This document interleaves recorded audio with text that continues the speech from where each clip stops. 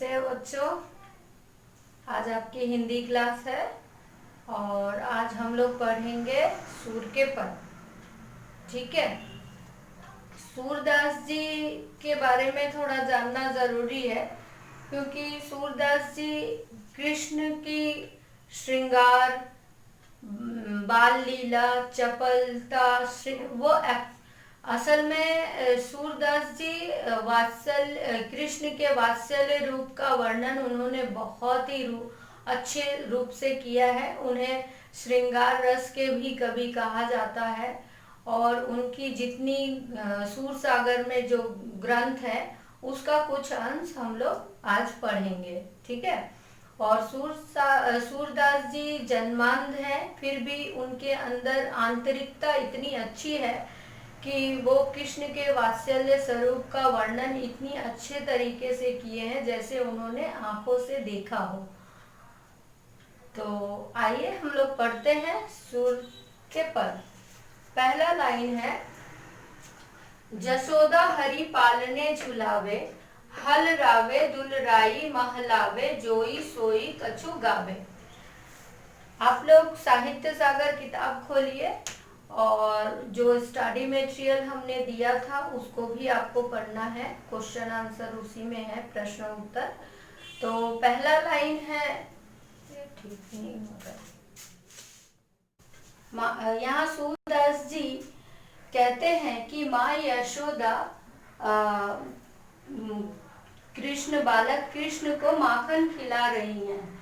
अरुण लोचन भव टेढ़ी, माखन खाते खाते उनकी भौवें टेढ़ी हो रही है, भौवें टेढ़ी हो रही है और उनका मुख इतना सुंदर लग रहा है कि माता यशोदा उन्हें एक पल के लिए भी छोड़ना नहीं चाहती है और बार बार बालक कृष्ण को इतनी नींद भी आ रही है कि वह बार बार जम्हाई ले रहे हैं। ठीक है। कबहू रुंझुन चलत घुटरुन, धूर धूसर गात। बालक कृष्ण कभी अपने घुटनों के बल चलते हैं तो उनकी पैर की पैंजनियां बजने लगती है और उनके पूरे शरीर पर धूल धूसर माने पूरे शरीर पर धूल लगी हुई है, धूल मट्टी लगी हुई है। कबहू झुक के अलग खेचत, नैन जल भर लाल।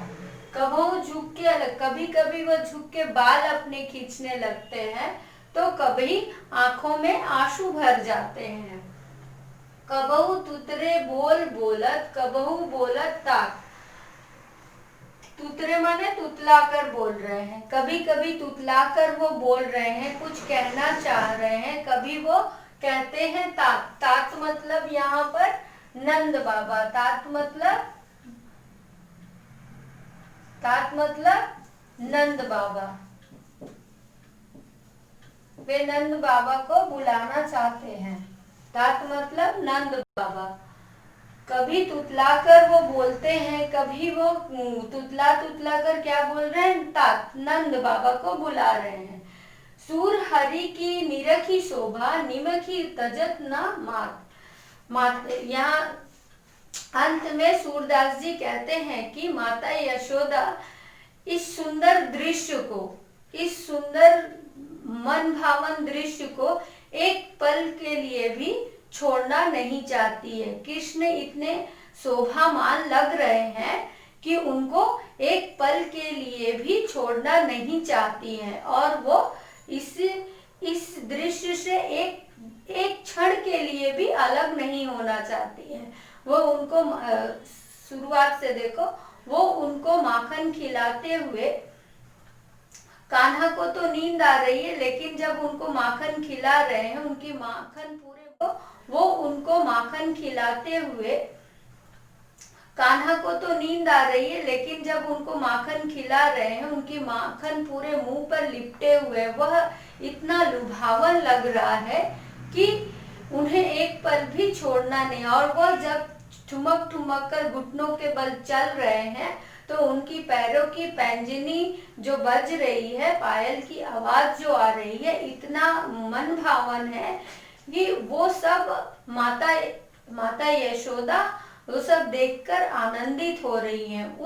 उस पल को वह पूरा जी लेना चाहती हैं, एक पल भी वह छोड़ना नहीं चाहती। ठीक है, फिर हम लोग नेक्स्ट में जाते हैं। सूरदास जी कहते हैं कि उनकी शादी में उनके सारे सखा बाराती होंगे, उनके सारे मित्र बाराती होंगे और मंगल गीत गाए जाएंगे। ठीक है, इसको लिखने का तरीका क्या है, सब व्याख्या आपको समझ में आ गई। उपयुक्त पंक्तियों में सूरदास जी कहते हैं यहाँ कि बालक कृष्ण को जिद हो गई है, उन्हें चंद्र खिलौना चाहिए, चंद्रमा चाहिए, इसीलिए माता यशोदा से जिद कर रहे हैं कि आप मुझे वो ला कर दीजिए, नहीं तो मैं सफेद गाय की दूध नहीं पीऊंगा, चोटी नहीं गुथाऊंगा, जमीन पर लेट जाऊंगा, तुम्हारा पुत्र भी नहीं कहलाऊंगा, मैं नंद बाबा का बेटा कहलाऊंगा। और फिर माता यशोदा उनके कान में चुपचाप बोलती है ताकि बताओ भैया माने बलराम भैया ना सुन ले कि चंद्रमा से भी सुंदर दुल्हन से तुम्हारी शादी करवा देंगे। तभी बालक कृष्ण क्या कहते हैं कि मुझे अभी शादी करनी है।